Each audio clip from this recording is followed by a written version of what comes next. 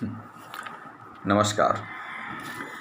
आइए आज निरापद घरेलू नुस्खे के अंतर्गत एक्जिमा के बारे में चर्चा करते हैं। एक्जिमा यानी दाद, एक प्रकार से चर्म रोग। जब ये कठिन हो जाए, मतलब आसानी से ठीक ना होने लगे, और ख़ास तौर से यदि एक्जिमा को एलोपैथिक दवाई लेकर के दबाया गया हो, तब तो और कठिन हो जाता है, बहुत कठिन हो जाता है, बहुत तकलीफ़ देह हो जाता है।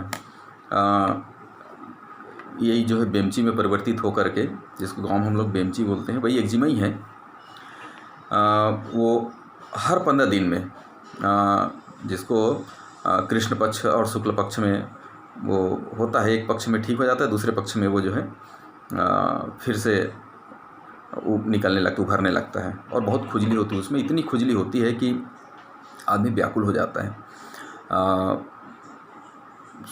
इससे जहाँ खुजलाते हैं वहाँ पर से खून निकलना चालू हो जाता है, घाव बन जाता है उससे जो है। तो इसके बारे में, इस एक्जिमा के बारे में हम घरेलू दवाई के अंतर्गत चर्चा करते हैं। एक किताब में पढ़ने के लिए मुझे मिला है, उसमें यह है कि 3 दवाइयाँ बताई गई है उसमें। बिल्कुल यानी उसने, जिसने लिखा है, उस लेखक ने, उसने इसको बिल्कुल शर्तियाँ बताया है। शर्तियाँ, किसी भी शर्त में जो है ठीक नहीं होने का प्रश्न नहीं है। तो कौन कौन सी शर्तियाँ दवाई है उसके बारे में चर्चा करते हैं अपन। एक है सरसों तेल, लीजिए आप 1 पाव, शुद्ध होना चाहिए सरसों तेल, और उसमें 50 ग्राम नीम की पत्ती, जो कोमल पत्तियां हो, वो 50 ग्राम को बिल्कुल अनिवार्य रूप से तौलवा लीजिए। 50 ग्राम ही नीम पत्ती चाहिए।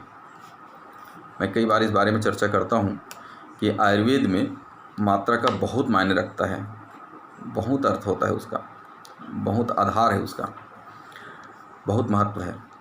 तो 50 ग्राम नीम पत्ती लेकर के लोहे की कढ़ाई में उसको पका दें। लोहे की कढ़ाई में इतना देर तक कि उसको पकाएं कि वो पत्तियां जो है काली हो जाए, काली पड़ जाए। जब पत्ती काली हो जाए तो फिर उसको उतार करके ठंडा होने दीजिए, और छान करके फिर उस तेल को शीशी की बॉटल में, कांच के बॉटल में उसको रख दें, और उसको प्रतिदिन जहाँ आपका एक्जिमा है वहाँ उसको लगाइए 3 बार प्रतिदिन। तो कैसा भी एक्जिमा है वो ठीक हो जाएगा, ऐसा कहना है।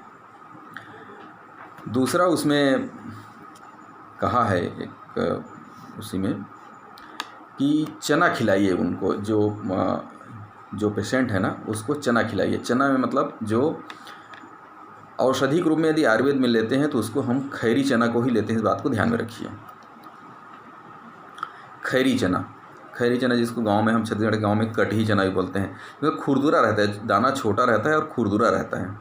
उसको दुकान में खैरी चना बोलने से मिल जाएगा। उसको लोग बाग जो है कम ही खरीदते हैं और चीज़ों के लिए, खाने पीने के लिए। तो वो खैरी चना को जो है थोड़ा हल्का भून ले तवा में, और तवा में भून करके उसको 10 ग्राम लगभग की मात्रा में, 10 से 15 ग्राम की मात्रा में सुबह उसको खिलाएं।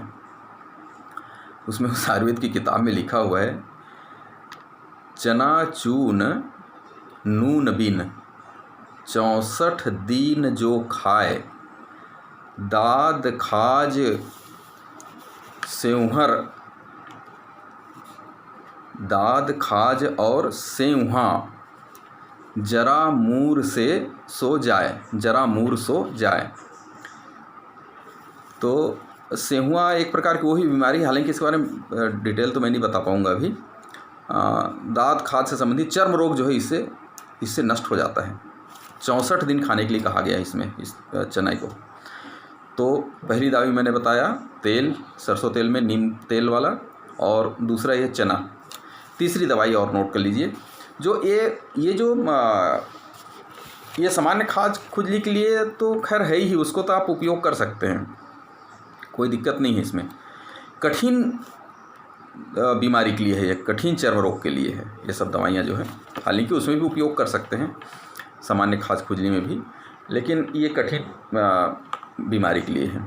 उसमें है चिरायता और कुटकी।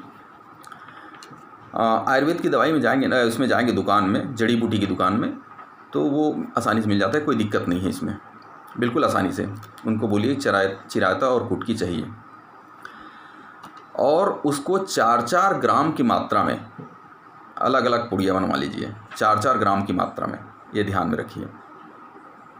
और प्रतिदिन शाम को 1 गिलास कांच की गिलास में 1 गिलास पानी में उसको 4-4 पुड़िया, जो 4-4 ग्राम के जो पुड़िया बनवाए हैं, उसको दोनों पुड़िया को, दोनों 8 ग्राम को उसमें डाल दीजिए, ढक के रख दीजिए रात भर।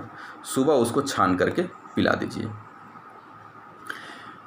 छान करके पिलाने के बाद जो बचेगा फिर से कुटकी और चिरायता, उसमें फिर आप 1 पाव यानी 125 ml पानी जो है फिर उसमें डाल दीजिए। फिर दूसरे दिन उसको फिर छान करके पीजिए। तीसरे दिन फिर उसमें पानी डालिए, फिर उसको छान करके पीजिए। चौथे दिन फिर उसमें जो है फिर डाल करके आप चौथे दिन फिर छान करके पीजिए। 4 दिन पीने के बाद उसको आप फेंक दीजिए।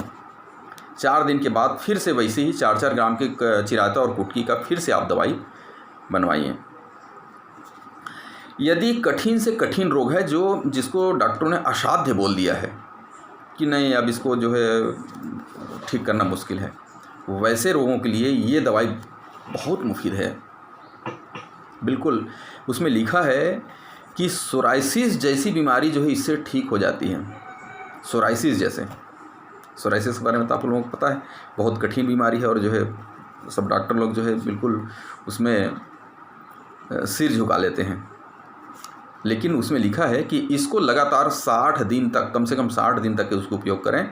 उसके बाद हर हफ्ते जो है, हर हफ्ते 1-1 खुराक लेते जाएं। एक बार मतलब हर हफ्ते उसको लेना चाहिए, मतलब एक बार का मतलब है 1 पुड़िया जो किए तो उसे 4 दिन तो पूरे गई, तो हफ्ते में 1 बार जो है ऐसा कर सकते हैं। 4 दिन हो गया तो उसको 2 हफ्ते में 1 बार कर सकते हैं, कुल मिला करके 1 हफ्ते गैप रख करके उसको कर सकते हैं। 60 दिन लेकिन कंटिन्यू करें। यदि कठिन बीमारी हो गई है तो, जिससे चर्म रोग ठीक नहीं हो रहा है किसी और चीज़ से, तो उसके लिए फिर ये बहुत मुफीद दवाई है इसके लिए। उसमें लिखा है कि जो है इसमें सावधानी ये बरतना चाहिए कि गर्भवती माताओं को ये ना पिलाएं। ये चिरायता वाला जो है, चिरायता और कुटकी वाली जो दवाई है वो गर्भवती माताओं को ना पिलाएं, इस बात को सावधानी बरतना चाहिए। और दूसरा, उन माताओं को जो रजस्वला में माताएं हैं, उनको उस अवधि में, रजस्वला की अवधि में उसको नहीं ग्रहण करना चाहिए इस दवाई को, ऐसा उसमें सावधानी बताया गया है। मुझे विश्वास है इस दवाई से बिल्कुल जो है चर्म रोग से मुक्ति मिल सकती है, बिल्कुल। इसमें मुझे विश्वास हुआ, तब मैं जो है जा कर के आप लोगों को ये बता रहा हूँ। सावधानी बरतना चाहिए कोई भी बीमारी हो। हालांकि किताब में तो गारंटी दिया है, लेकिन मैं कोई भी बीमारी के लिए गारंटी नहीं देता। बीमारी तो बीमारी है, कोई भी चीज़ यदि कोई दवाई गारंटेड हो जाए तो फिर दूसरी दवाई और खोज करने की ज़रूरत ही नहीं पड़ेगी, है ना। लेकिन फिर भी मुझे विश्वास है कि कठिन से कठिन बीमारी जो है उससे, इन दवाइयों से ठीक हो जाएगी।